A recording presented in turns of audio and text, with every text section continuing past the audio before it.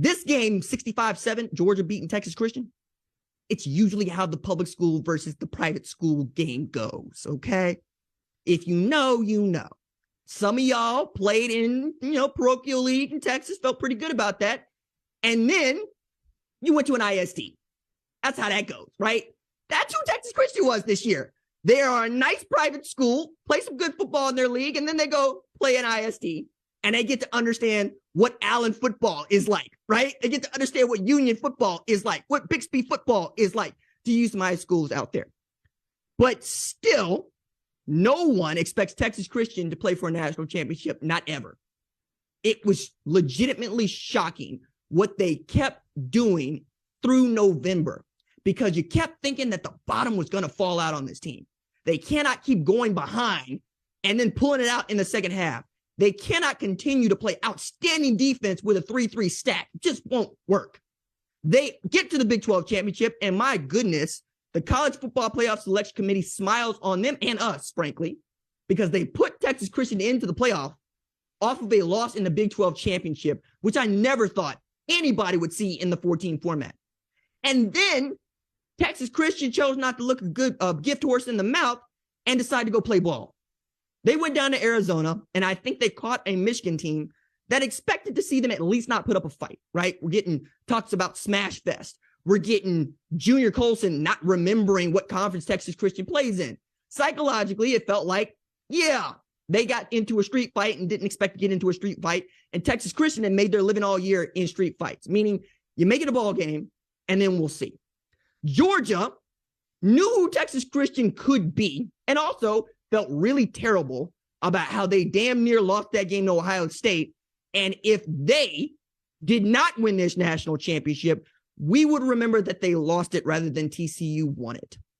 So you get a Kirby Smart pregame who comes out here and says, yeah, we're going hunting. That's it. Go hunt. And I said, oh no, because somebody had been read the riot act in between the semifinal and a national championship game, and that's what they did. But the season that Texas Christian had, first year for Sonny Dykes, coming off of a 5-7 year last year where the guy with the statue stepped down, Gary Patterson, then goes to the 40 acres, arch nemesis, to try to make them better. Sonny Dykes is a West Texas dude who hired West Texas guys, and Garrett Riley, Broyles Award winner, Joe Gillespie from Central Texas, but you get it, right? From Stephenville over there, coming down from Tulsa.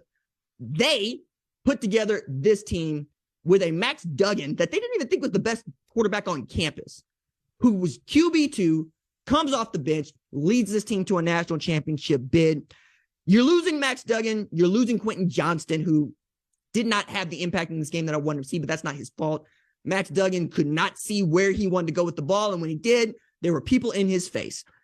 The defense felt like it got caught flat-footed by the sheer speed of guys like Brock Bowers, like guys like Stetson Bennett. They just could not run with them, and you could see the argument of Jimmy's and Joe's playing out. We have more stars than you, which brings me back to the stars do matter. Not always, but do. And now that I've seen Texas Christian make a national championship game a year after seeing Cincinnati make the college football playoff, I am satisfied. I'm the guy who told you, expand the playoff, you cowards. They did that. They have done that. We will see 12 teams in a playoff. And it might just be Georgia running through everybody, or Alabama, or whomever. But I take great joy in knowing that Texas Christian got an opportunity to play for a national championship that Central Florida did not, right? That 2011 Oklahoma State did not, number one in the Colley Matrix. That Boise State did not, that Utah did not, that Tulane did not, 98. We can keep going here. The sport feels more fair. It feels more open. And as I said, when I wanted the playoff expanded, everybody deserves the same opportunity to get beat down by Georgia. Used to be Alabama, now it's Georgia. That's why we play the game. That's why we love the sport. Very, very, very proud of what Texas Christian has been able to accomplish in this last 5 months of what has been a fascinating, if aberration, of a college football year, at least at the very top, because frankly, you're not supposed to happen. Thank you for watching the #1 college football show. Please remember to subscribe to the channel and like this video so that you don't miss any of the best college football coverage in America.